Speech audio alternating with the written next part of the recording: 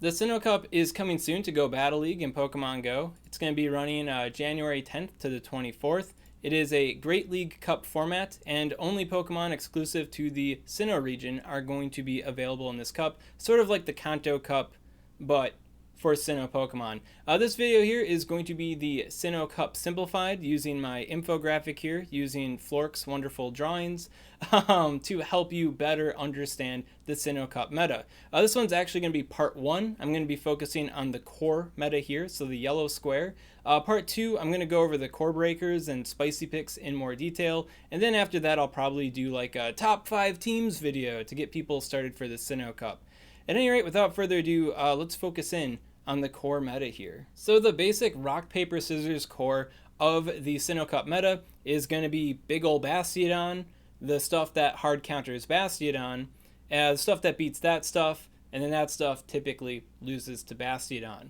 Another way to think about these groups is that you have the big tanks, you've got the tank busters, and then you've got the good stuff that generally loses to the tanks, and then the final corner we have like the wild card options, you know, a little intrigue there going on with Drapion, right? I think a lot of people are going to bemoan this meta. They're not going to enjoy it because it is going to feel really rock, paper, scissorsy because we got Bastiodon in the Core Breakers Spice section. We got Razor Leafers, so Grass Hole exists in full force.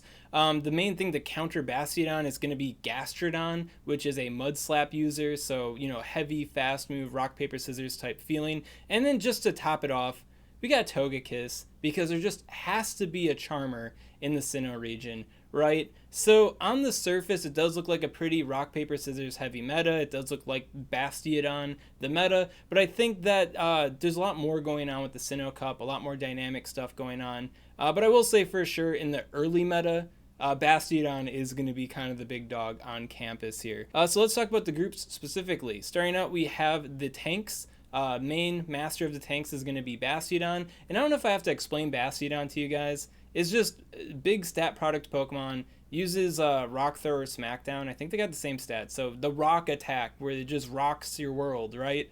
And it's thick, it's got good resistances, it just beats a lot of stuff, and there's nothing you can do about it because it's Bastiodon. And because we are kind of limited in what picks we have in this meta, Bastiodon definitely is going to have like a really big presence in it because the principal counters to Bastiodon are going to be these 3 Pokemon, and one of them just kind of counters all of themselves, so it is going to have a really rock, paper, scissors heavy kind of feeling that mostly revolves around Bastiodon. When it comes to the Bastiodon side grades, first up we got Probopass. Probopass is probably the most adjacent to Bastiodon because it has the same exact type as Bastiodon, and you can use Rock Throw with it too, so you could have like a rock hole kind of setup, like players did have in the Holiday Cup, so that could be a way of playing Probopass. But I think Probopass has a lot more intrigue going on with the Spark. If you have at least a 97.28 attack stat, you can get a Spark breakpoint on all Bastiodons. So if you don't think you're going to be up against the rank 1 XL Bastiodon, you could have a slightly lower attack weight on your Probopass, right? But with that Spark breakpoint, Probopass is able to beat Bastiodon in all even shield scenarios. When it comes to the one shield scenario specifically, you do have to get some Rock Slide baits in, but Bastiodon probably isn't going to shield up the first Thunderbolt, and if it doesn't shield up the second Thunderbolt, well then you don't have to bait nothing because the fight's kind of locked in for Probopass there. So I think going with Spark Probopass and having a bit of an attack weight on it to, you know, counter opposing Bastiodons while kind of doing Bastiodon's job, I think that's kind of the way to do Probopass. When it comes to the charge moves, the bread and butter is going to be Thunderbolt with the Rock Slide. Rock Slide has the same energy cost as Magnet Bomb, and it does more damage, and it's got better coverage, so giving up Rock Slide kind of hurts. And then Thunderbolt is kind of like the main way that you're able to bully down the Bastiodon. That said, if you were to sacrifice one of those moves for Magnet Bomb, you have a much more consistent one shield victory over Bastiodon, just going straight Magnet Bomb, and then you also potentiate the ability to beat it in the 0-1 shield scenario. So Bastiodon would have like no hope against you, even if it spends a shield, just going with all the Magnet Bombs there. So that is something to think about. But if you forego having the Thunderbolt, well then you don't have anything to hit Empoleon with, which could suck pretty bad. And then if you forego the Rock Slide, well then you miss out on that heavier neutral damage, which could cost you matchups in less obvious ways down the line. So it is something to think about. I would personally be very comfortable just going with Rock Slide and Thunderbolt, but Magnet Bomb could be interesting.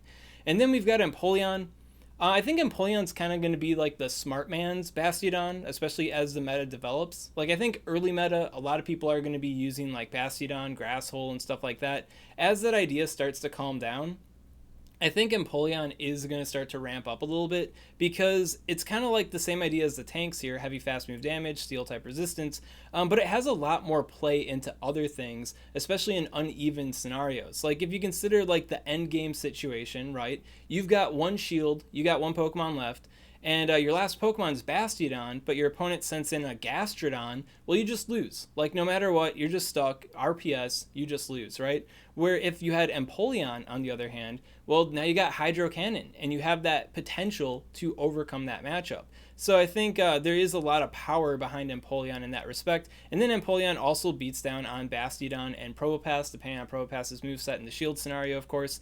But you do have that heavy water fast move damage and resistance to rock type hits to just beat down these guys as well in a very straightforward way. So I think Empoleon definitely has a lot of clout, and I think we'll be seeing a lot of Empoleons in this meta, especially later on, once people start calming down with the grass holes, right? I don't know if they're ever going to calm down with the grass holes, to be honest. We'll have to see what happens. Then we have the tank busters. We got the two counter users of the cup, and then we got big old Gastrodon. And Gastrodon is kind of the main focus of the core meta here, because Lucario has a sub-steel type, Toxicroak has a sub-poison type, so they both completely and utterly submit to the Gastrodon. Gastrodon's like the big bully on campus. Like, if you thought Bastiodon was a big problem, wait until you meet Gastrodon in this meta, because ground type hits for the most part are relatively unresisted, and there are a lot of things that are weak to them, including the wild card Pokemon too. So Gastrodon's going to have a lot of weight in this cup, and it's definitely going to contribute to that rock, paper, scissors type feeling of this cup, because this is like the ultimate weapon against Bastiodon, right? But then the ultimate weapon against it is going to be like the grass hole Pokemon. So then that definitely leads to it feeling really rock, paper, scissorsy. But that said, Gastrodon is still powerful, and it's powerful for a reason. So why would you want to consider the fighting type Pokemon instead of Gastrodon? For charge move options, Gastrodon has Body Slam and Earth Power, which aren't bad. It's pretty solid neutral coverage. But I feel like the other charge moves are a bit more explosive. Like, you got Lucario with the Shadow Ball that could possibly run close combat. It could also ramp up with Power Up Punch to fuel an even stronger close combat or Shadow Ball, which is pretty scary and interesting to think about. And then you've got Toxicroak over here with the Sludge Bomb and the Mud Bomb to back it up too, and have some interesting coverage and threat. So I feel like if one of these two Pokemon, for instance, catch one of the tanks, they can do a lot more after that fight. Where this thing, the Gastrodon, has like a bigger matchup against the tanks.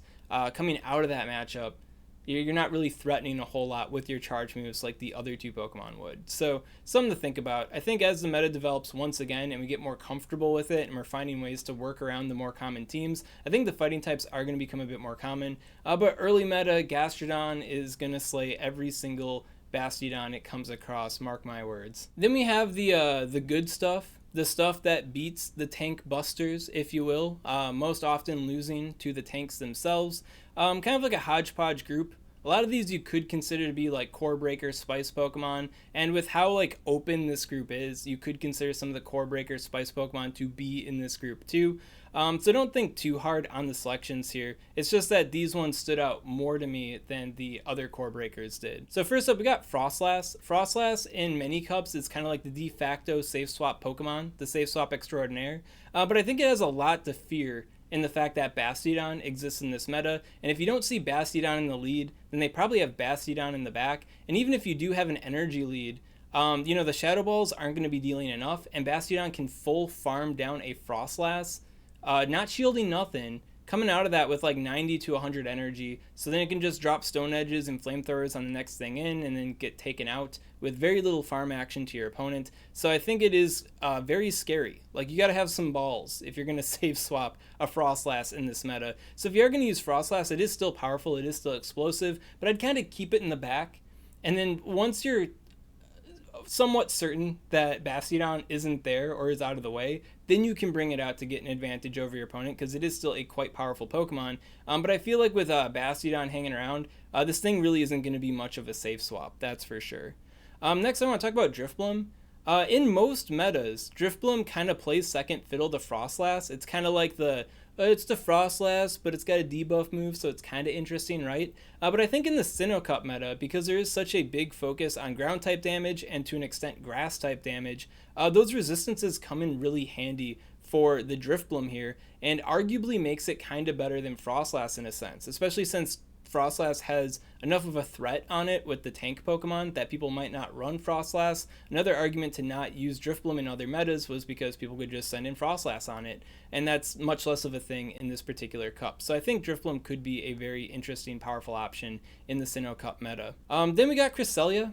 Cresselia is kind of like Bastiodon, except without the good resistances, but also without the big weaknesses. So it is kind of just like this neutral pivot Pokemon. It doesn't have any like same type attack moves aside from its fast move, which is Psycho Cut, so not really a big damaging attack there. It's going to be using the Legacy Grass Knot. If you don't have Grass Knot, then don't bring Cresselia.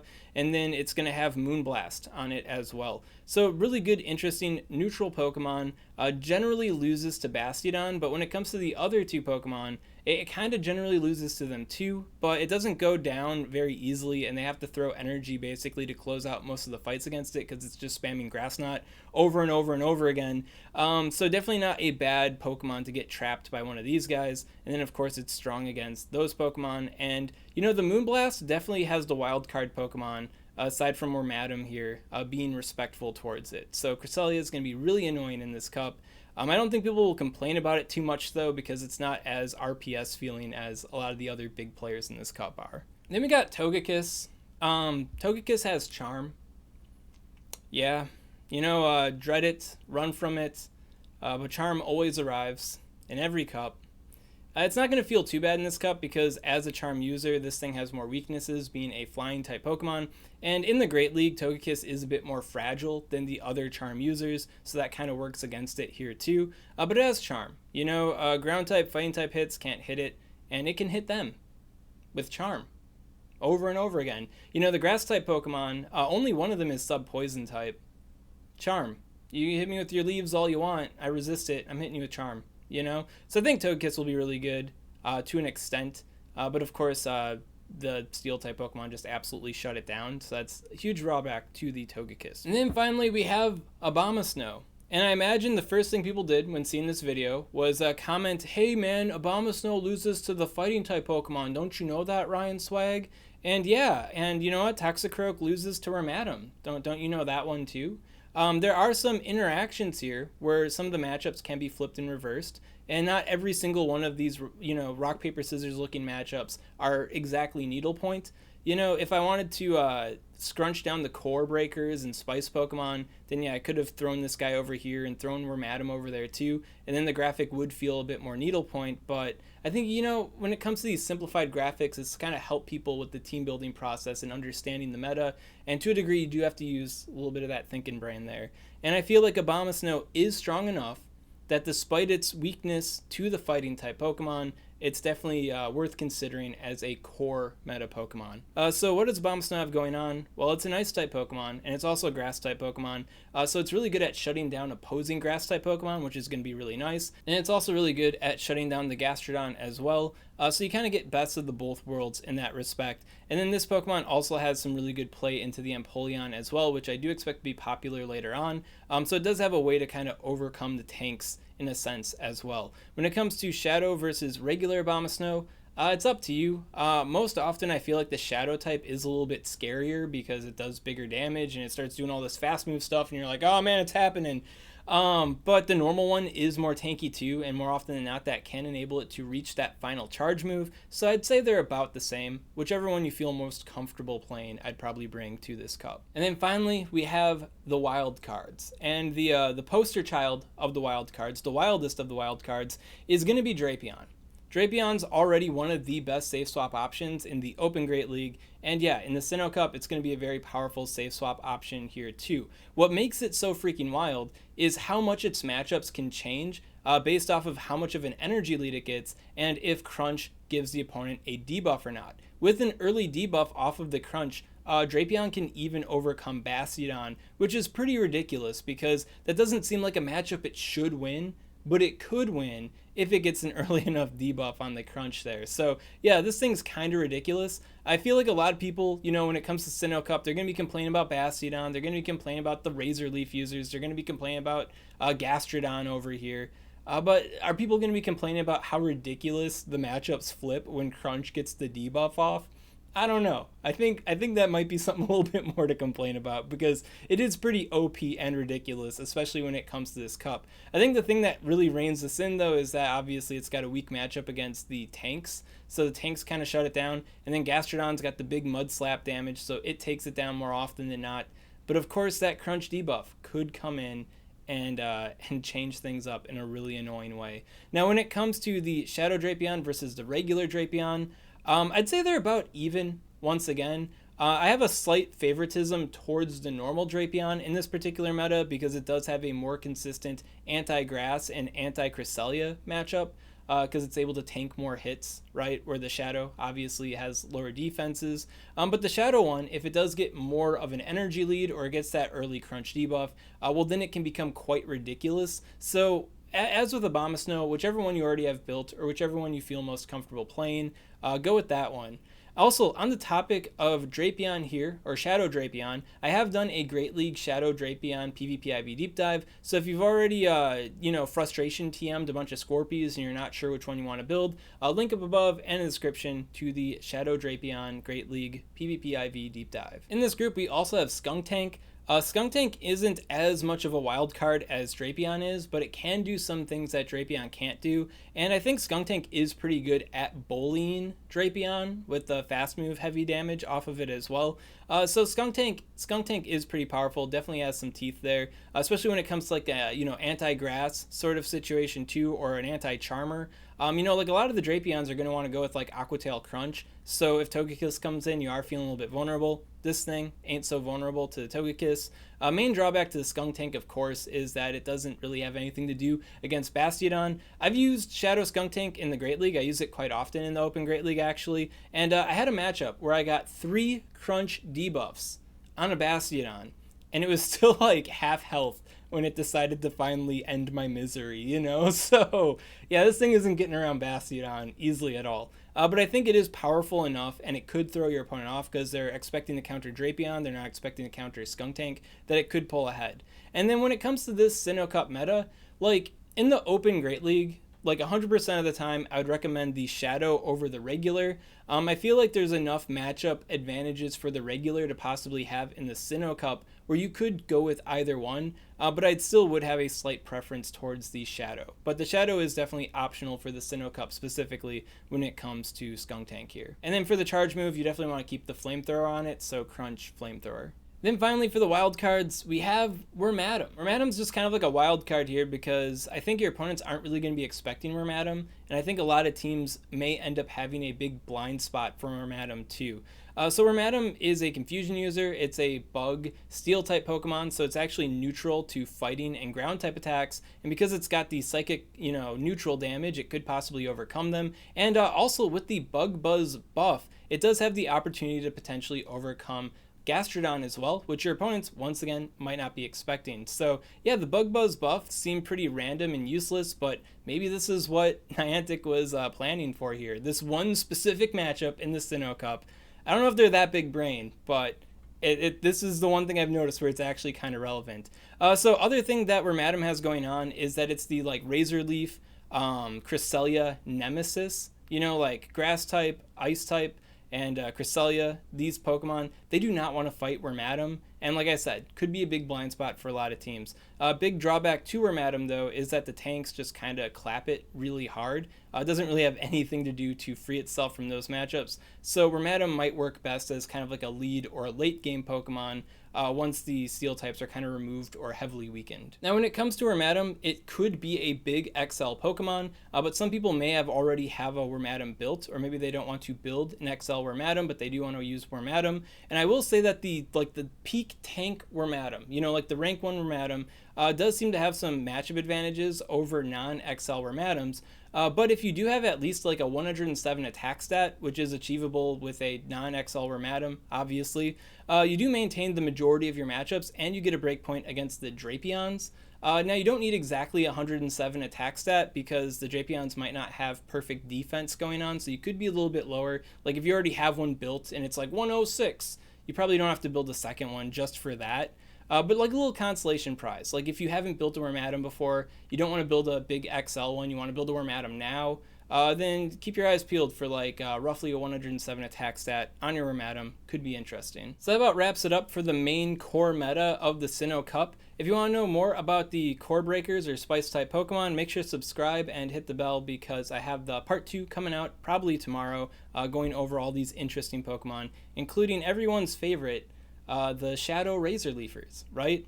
And of course, if you got any questions on this content, comment below, let me know what's up, and I'll be happy to help you out. If you enjoyed this kind of content, you want to see more like it, well, make sure to subscribe to SwagTips. I'd also like to give a special shout out to these Patreon supporters. If you want to support Swagman on Patreon, link in the description. And then it's also really good at shutting down the Gastrodon as well.